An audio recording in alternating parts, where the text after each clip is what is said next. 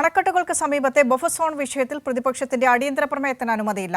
26/12/24 ഉത്തരവ് ഇനി നിലനിൽക്കില്ലെന്നും ജനങ്ങൾക്ക് ദ്രോഹമില്ലാത്തതും ഡാമുകളെ സംരക്ഷിക്കുന്നതുമായ നടപടി ഉണ്ടാകുമെന്നും മന്ത്രി റോഷി അഗസ്റ്റിൻ വ്യക്തമാക്കി. ഉത്തരവ് പിൻവലിക്കുമെന്നും മന്ത്രി പ്രതിപക്ഷത്തിന് ഉറപ്പു നൽകി. സർക്കാർ നടപടി അംഗീകരിക്കുന്നുവെന്ന് പ്രതിപക്ഷ നേതാവും പറഞ്ഞു. വിശദാംശങ്ങളുമായി സഭയിൽ നിന്നും എസ് ഷീജ ചേരുന്നുണ്ട്. ഷീജ, അടിയന്തര പ്രമേയത്തിൽ ഉന്നയിച്ച ആവശ്യം, അതായത് ഡാമുകൾക്ക് പരിസരത്തെ ബഫർ സോണുമായി ബന്ധപ്പെട്ട വിഷയത്തിൽ നേരത്തെ ഉണ്ടായിരുന്ന ഉത്തരവ് അത് ഇനി നിലനിൽക്കില്ല എന്ന് കൃത്യമായി തന്നെ സർക്കാർ നിലപാട് മന്ത്രി വ്യക്തമാക്കുന്നു സഭയിൽ. ഏതായാലും അണക്കെട്ടുകളുടെ പരമാവധി ജലനിരപ്പിൽ നിന്നും കരയുടെ ഭാഗത്തേക്ക് 20 മീറ്റർ വരെയുള്ള പ്രദേശം അത് ബഫർ സോണായി പ്രഖ്യാപിക്കുകയും അതേ തുടർന്ന് 100 മീറ്റർ ചുറ്റളവിൽ നിർമ്മാണത്തിന് അതിന് ജലസേചന വകുപ്പിന്റെ NOC നിഷ്കർഷിക്കുകയും ചെയ്ത ഉത്തരവ് സംബന്ധിച്ചുള്ള കാര്യത്തിലായിരുന്നു ഇന്നിപ്പോൾ പ്രതിപക്ഷം അടിയന്തര പ്രമേയത്തിന് വിഷയമായി ഉന്നയിച്ചത്. ഇതിൽ മന്ത്രി തന്നെ വ്യക്തമാക്കിയ കാര്യം, ഒരു തരത്തിലും ഡാമുകൾക്ക് ദോഷകരമാകുന്ന രീതിയിലുള്ള നിർമ്മാണ പ്രവർത്തനങ്ങൾ അനുവദിക്കാൻ സാധിക്കുകയില്ല.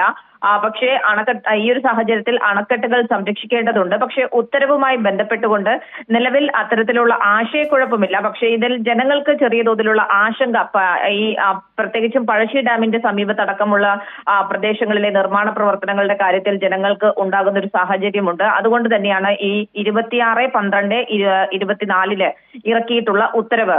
ആ ഉത്തരവ് ഇനി നിലനിൽക്കില്ല എന്നുള്ള കാര്യം മന്ത്രി വ്യക്തമാക്കുകയും ചെയ്തു. അതുമായി ബന്ധപ്പെട്ടിട്ടുള്ള പുതുക്കിയ ഉത്തരവ് ഉടൻ തന്നെ ഇറക്കുന്നതായിരിക്കും. പക്ഷേ ഈ വിഷയത്തെ രാഷ്ട്രീയവൽക്കരിക്കരുത്. ജനങ്ങളുടെ ആശങ്ക അത് നിലവിൽ അവർ ആവശ്യമില്ലാത്ത ഒരു ആശങ്കയാണ്. അതുകൊണ്ട് പക്ഷേ എന്നാലും ജനങ്ങൾക്ക് ആശങ്കയുണ്ട് എന്നുള്ളത് കണക്കാക്കിയാണ് സർക്കാർ ഈ ഒരു തീരുമാനമെടുക്കുന്നതെന്ന് മന്ത്രി വ്യക്തമാക്കുകയും ചെയ്തു. പ്രമേയം അവതരിപ്പിച്ച മോൻസ് ജോസഫും അതോടൊപ്പം തന്നെ പ്രതിപക്ഷ നേതാവും ഇവർ ഉന്നയിച്ചതും ഈ ഉത്തരവ് പിൻവലിക്കണം എന്നുള്ളൊരു ആവശ്യം തന്നെയാണ്. അതുകൊണ്ട് മന്ത്രി ആവർത്തിച്ച് വ്യക്തമാക്കുകയും ചെയ്തു, ഉത്തരവിൽ ഇനി ഒരു തരത്തിലുള്ള പ്രശ്നവും ആർക്കും ഉണ്ടാകില്ല. കാരണം ആ ഉത്തരവ് ഇനി നിലനിൽക്കില്ല.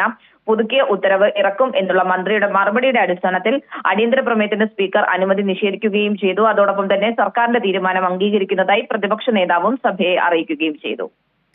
ശരി, ഷീജയാണ് വിശദാംശങ്ങൾ പങ്കുവച്ചത്.